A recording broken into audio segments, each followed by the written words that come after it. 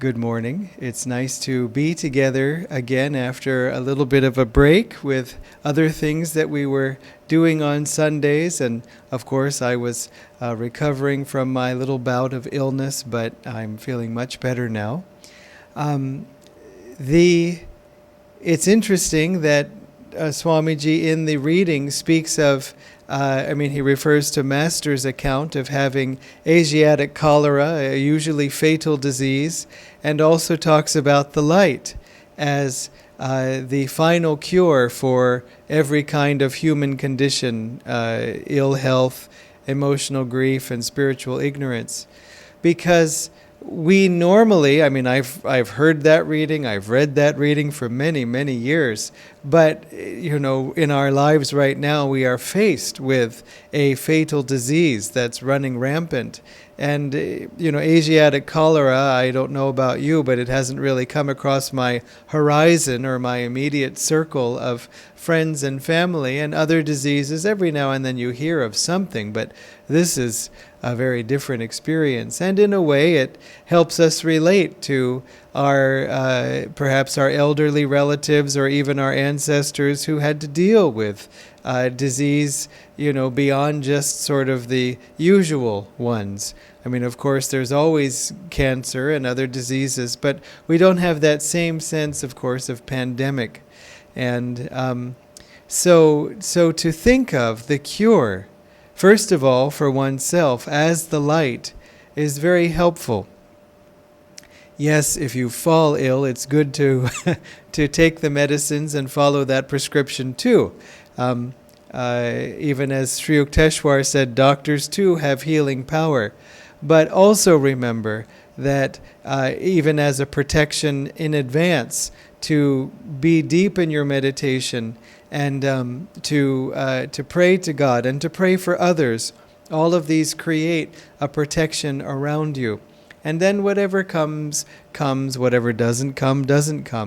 But one disciple told Master, I'm really not feeling well at all. And so Master said, I think he might have given him a remedy, but at the very least he said, I will pray for you. There was something, but it was Master who was helping him. And then a few days later, Master met the disciple and said, how are you feeling? And the disciple said, oh, the doctor says I'm doing much better now. And Master said, that's how it is. God heals and doctors get all the credit. And so, thank you, those of you who are doctors, but still, doctors usually themselves are the ones who most commonly see how God performs miracles. People who could not have really made it, make it. And the reverse is also true. So, really though, beyond talking about physical illness, though it's very important to know that the light can heal us, it's really every aspect of our lives. Spiritual ignorance, yes, also, it's very important. We can't, none of us are suffering in complete spiritual ignorance, otherwise you wouldn't even be watching this. So, or of course, if you're here, you wouldn't be meditating, you wouldn't be taking discipleship, taking kriya, all these things. So it's not that level of spiritual ignorance we're speaking of. And on a certain level, what about that level of spiritual ignorance? In other words, what about people who aren't interested in any of these things? I remember a time when I was not interested in any of these things. At least consciously, and not even subconsciously, but maybe deeper than subconsciously. I must have been, but I was not aware of it. That tells us too, for example, if we have friends or family whom we'd really like to hope and pray that they find relief from their suffering through the light, through spiritual knowledge, through self-knowledge, and so on.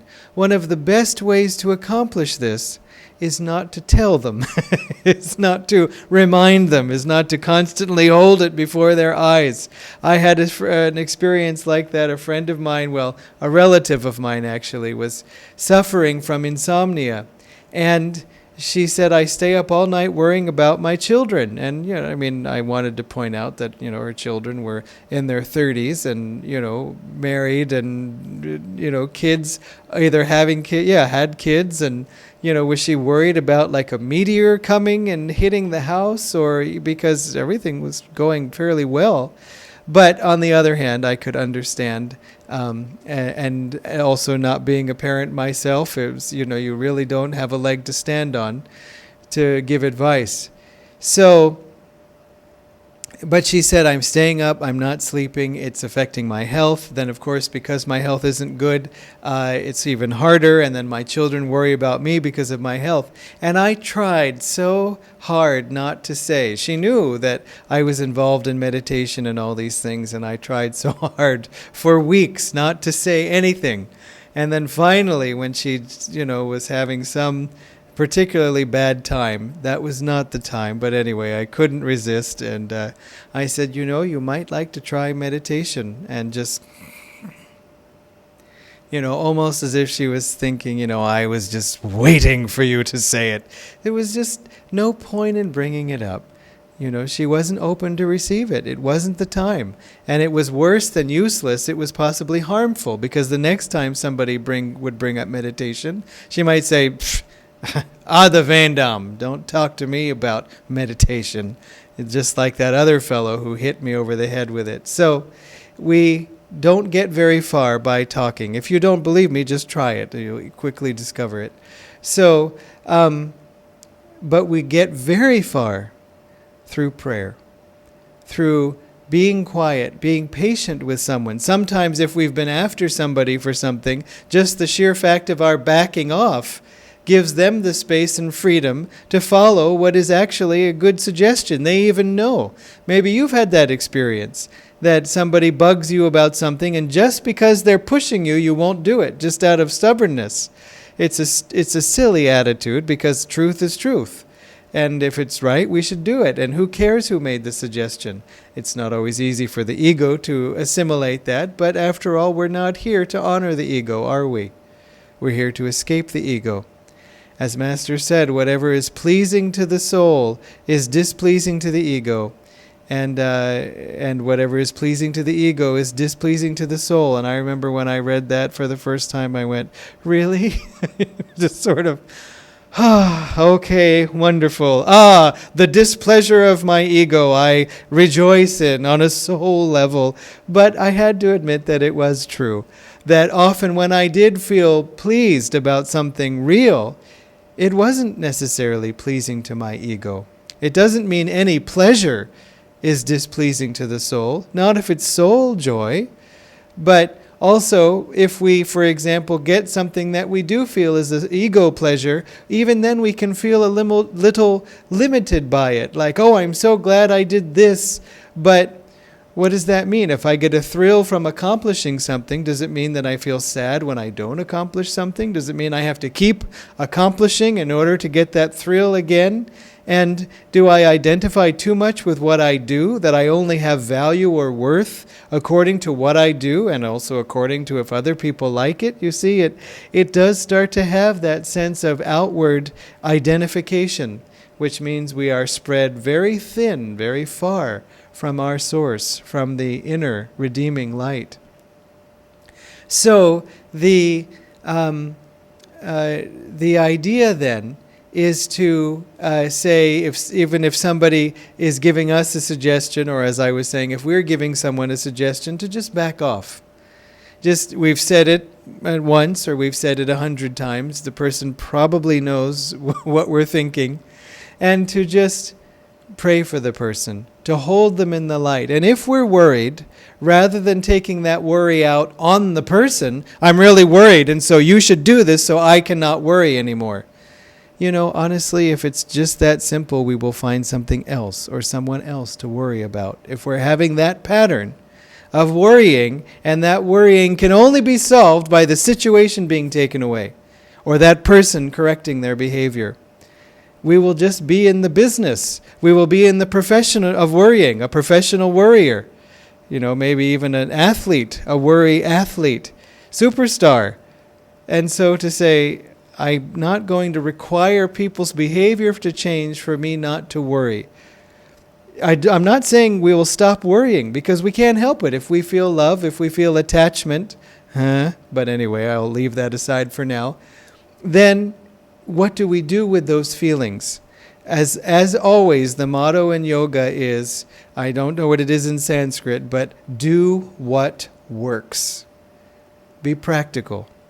Ask ourselves, is this working? One of the definitions of insanity is to repeatedly perform the same action which hasn't been working and expecting a different result. You see, it's just that, well, every time I nag the person, they find, it doesn't work, so it won't work this time either. So to take a step back, but with those feelings that we have, not to deny them, not to say, well, I shouldn't have those feelings. You can offer them up to God, but we always want to take ourselves where we are, and from there to move forward. We don't want to say, I shouldn't be here. I'm not here. That's one of the jokes about the people in one particular religion that basically denies the existence of evil, sort of says it's all in the mind. In other words, you can think yourself into anything.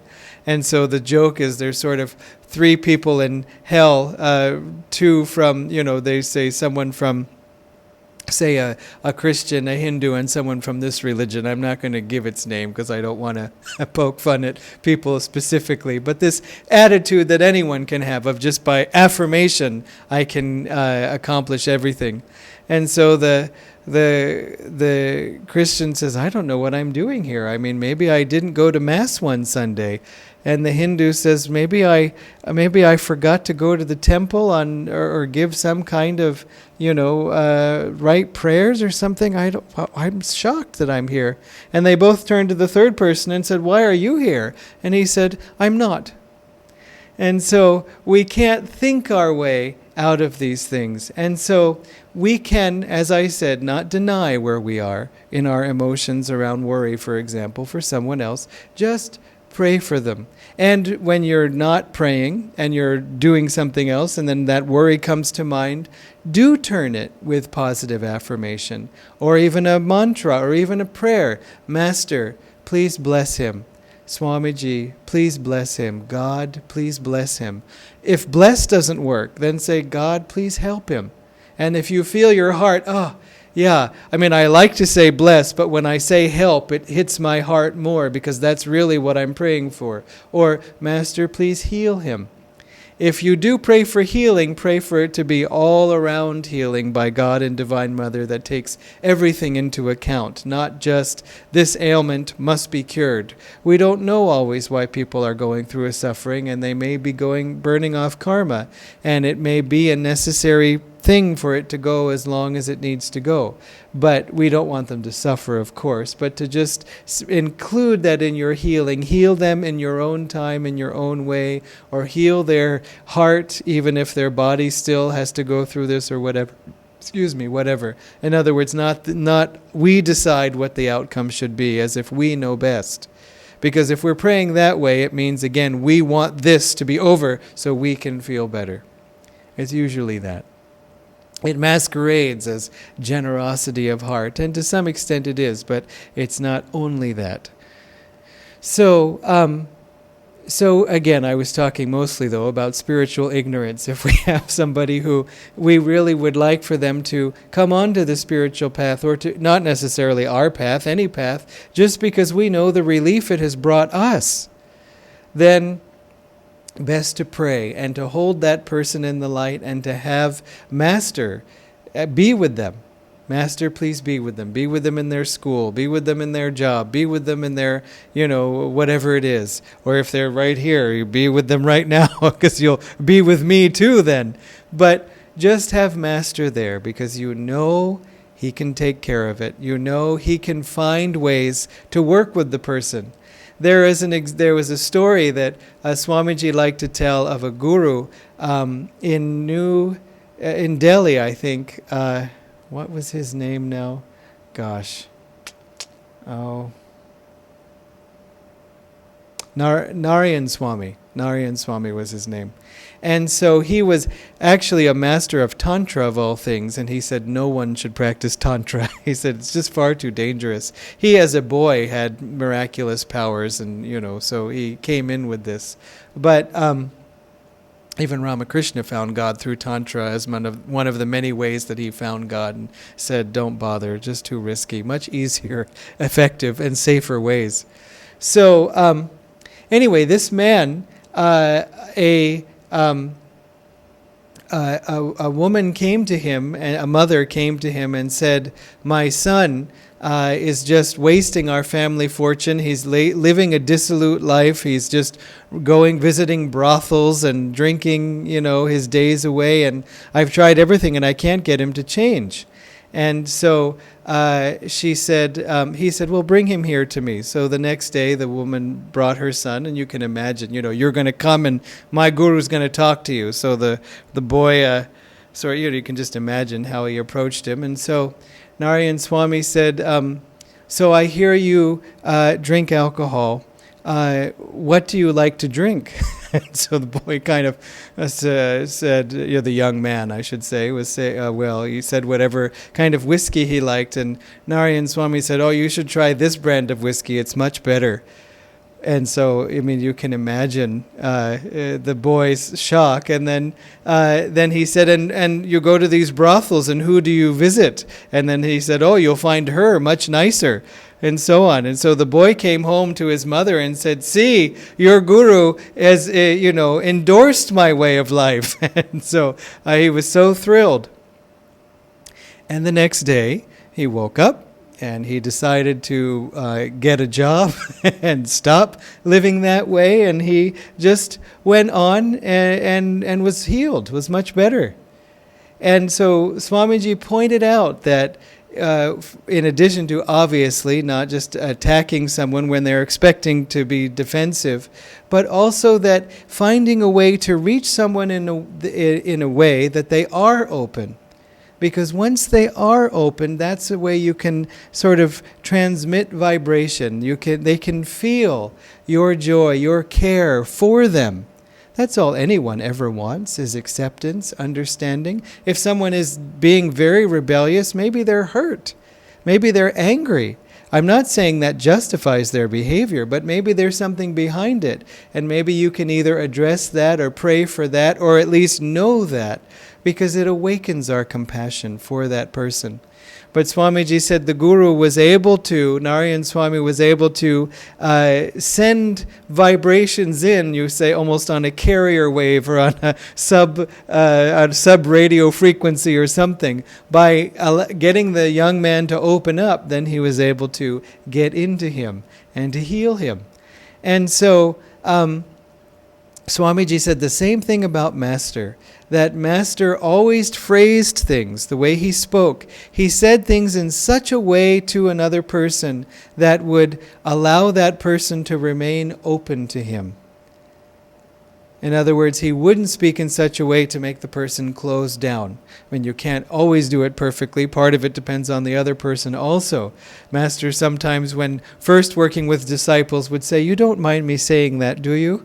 And so on. When offering corrections, he also said, I never say a word. I only speak to those who will listen. I never say a word to those who won't. And maybe that meant also that he would work with them in other ways besides saying a word. I don't know that it only meant he doesn't bother with them. If that was the case, why even have them around? But also it meant that if he spoke to you, he was knowing that you could take it. And we felt the same thing was true with Swamiji, that if he offered a correction, once he offered me a correction, which I can't say I found hard to take, but I was disappointed with, and because it was against what I wanted, but I was struggling to accept it because I did trust his judgment. And someone said, it's a credit to you that he spoke so directly. This is when I was brand new on the path. And I understood what they meant, that he felt you could just take a straight up answer. And so it was not unkind. Sometimes people can take that too far and say, excellent, then I will be straight up with everyone and say you should be grateful. And it's a credit to you that I can speak to you so bluntly and harshly and rudely. No, it's not how it works. It was coming from kindness and clarity. And I felt that. That's part of why I was struggling to accept it. I knew it was right, but still, the thing I was asking was I wanted to come and visit him and be with him for a time. And he said, not right now. And so that was the whole story. But if we find a way to reach people on a level they can accept, that's a way to help get this light into them. God's light, not that we're injecting our light. We have no light. It's God's light through us. Sort of like we may be light bulbs and God's power is the electricity. And sure, without light bulbs there's no light, but without electricity there's no light at all, as we discover frequently here day to day. But also that the light bulb needs the electricity, but the electricity doesn't need the light bulb. So we are transmitters of that power, and everybody can be. Every one of us is a light bulb, including the person we're trying to help. So this is one reason why Swamiji said saints like to feed people, because it's a way of cooking for them and then sneaking vibrations into them. And it's often been said that the way to a man's heart is through his stomach. And so yet another way of slipping in, vibrations, hopefully only that. I'm joking, not poison. And so this sense of what is the way in which I can reach my son, my daughter, my husband, my wife, my friends, my parents. Just find a way that they are open to. Often it's in serving. If you can give to them in different ways, even superficial, physical, outward ways, cooking for them not only, but bringing them coffee, helping them lift some heavy burden, these things, without words. They will then feel that support. They will feel that love. And over time it can help. But also it can help a lot more than useless words. And so it requires self-control, certainly, but also in offering that up. Bring your grief to God. It's not that you have to swallow it, but bring your grief to them and see how far that gets you.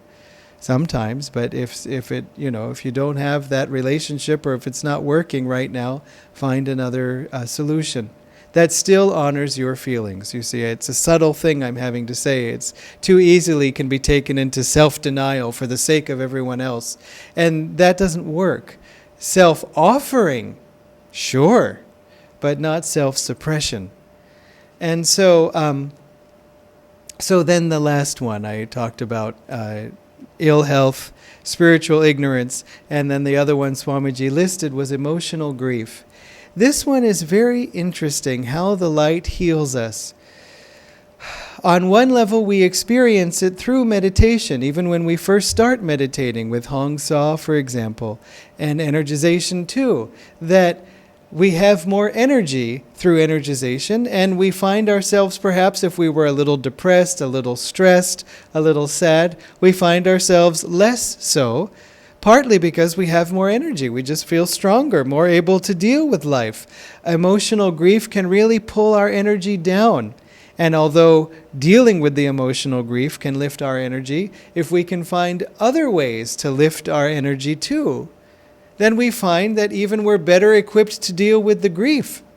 And also, a lot of stress comes in life because we just do have low energy, perhaps because of clinging to emotional grief. And so I just can't take one more thing. So we walk around tightly wound up, or just sort of ready for that last thing that might break us. And as we get more energy, we feel, no, I can handle more things. We become more flexible, stronger, more resilient, able to deal with things. And unexpected thing came up, well, it's all right. We'll see what we can do about it. And so energy is one. But again, you see, it's not a psychological approach only to the emotional grief. It's just the light in the form of energy. And then in Hong Sa meditation, for example, we feel, of course with any meditation, but we feel just that calmness inside. That calmness is a consequence of connecting with our inner light, of connecting with God, of withdrawing the energy from our senses and centering it in the spine. But it's I say it's a consequence because we want to know in a way why this is happening and how it's related to the light. But what we notice is calmness. If you don't notice calmness because of restless thoughts and other things, just notice calmness outside of meditation afterwards. That, things didn't go my way and I was able to handle it. Or conversely, today I didn't meditate in the morning and then things didn't go my way and I wasn't able to handle it. So we feel that contrast to when we do meditate, first thing in the morning, good meditation, and I need the calmness. So we see that immediately, how connecting with the light, whether we see the light or not, is a completely different thing. Light doesn't mean only the light of the spiritual eye, or light that you might see in meditation, or light that you might not see in meditation. No, it's everything. Just as in the song that we sang, what we need is light, and as the antidote to all these different kinds of darkness. And so light you can also take in that sense of lightness, light in weight, being able to lift yourself up or to be lifted up.